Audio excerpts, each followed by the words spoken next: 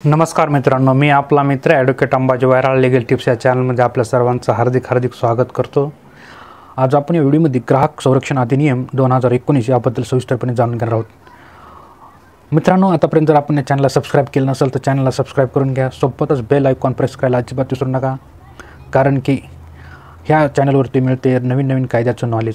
तर चला मग जाणून घेऊया ग्राहक संरक्षण अधिनियम 2019।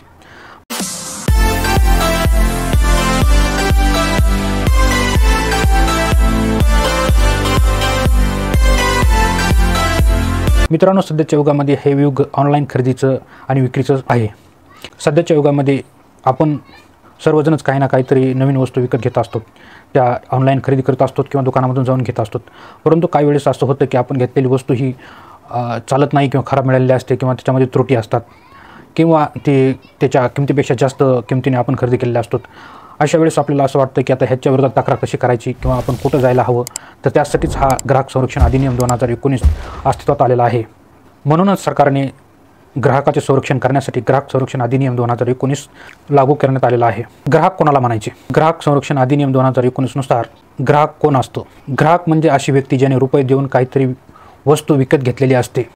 नंबर 2 ला एखादा व्यक्ती ज्याने अशी वस्तू खरेदी केलेली नसते पण ती विकणाऱ्याच्या परवानगीने वापरलेली असते, तोही ग्राहक होतो। नंबर 3 ला जो व्यक्ती वस्तू विकण्याच्या उद्देशानं खरेदी करतो तोही ग्राहक असतो। स्वयंरोजगारासाठी वस्तू खरेदी करणारा तोही ग्राहक असतो।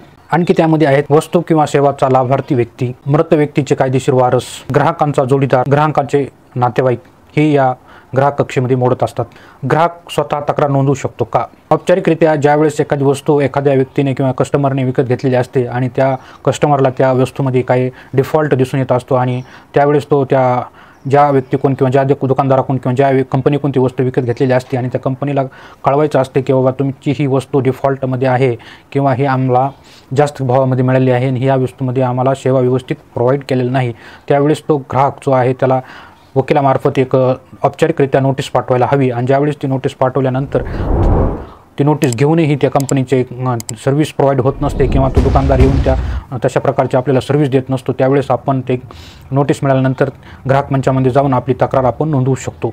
ग्राहक न्यायालयामध्ये कशा प्रकारे आपण आपली केस दाखल करू शकतो? त्याचे 2 प्रकारचे अधिकार क्षेत्र आहेत। एक अधिकार क्षेत्र ज्या ठिकाणी आपण वस्तू विकत घेतलेली आहे किंवा ज्या ठिकाणी हे पुरवठादार किंवा दुकानदाराचे दुकान आहे त्या क्षेत्रामध्येही आपण केस आपली दाखल करू शकतो। तुम्ही ज्या जिल्ह्यामध्ये असताल त्या ठिकाणी तुम्ही आपली केस आपल्या जिल्हा ग्राहक मंचामध्ये दाखल करू शकता। जिल्हा ग्राहक मंचामध्ये केस दाखल करत असताना आपल्याला अगोदर आपल्या केसचा मसुदा तयार करावा लागेल, त्याची पिटिशन एक प्रॉपर ड्राफ्टिंगमध्ये करावी लागेल।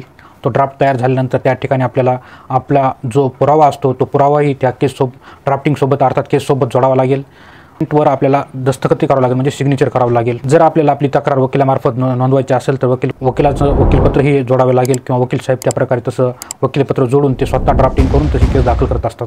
मग जर तुमची केस कोर्टामध्ये दाखल झाली, फाईल झाली, तर त्या ठिकाणी तुमच्या समोरच्या पार्टीला अर्थात ज्या दुकानदाराने आपला डिफॉल्ट किंवा फॉल्टी माल दिलेला आहे किंवा ज्या कंपनीचं आपण वस्तू विकत घेतली होती आणि त्या कंपनीने आपल्याला सेवा प्रोव्हाइड केलेली नाही, त्या कंपनीला त्या दुकानदारांना ग्राहक मंचामार्फत नोटीस काढली जाते, समन्स काढले जातं आणि त्यांना हजर होण्यासाठी फरमावण्यात येतं।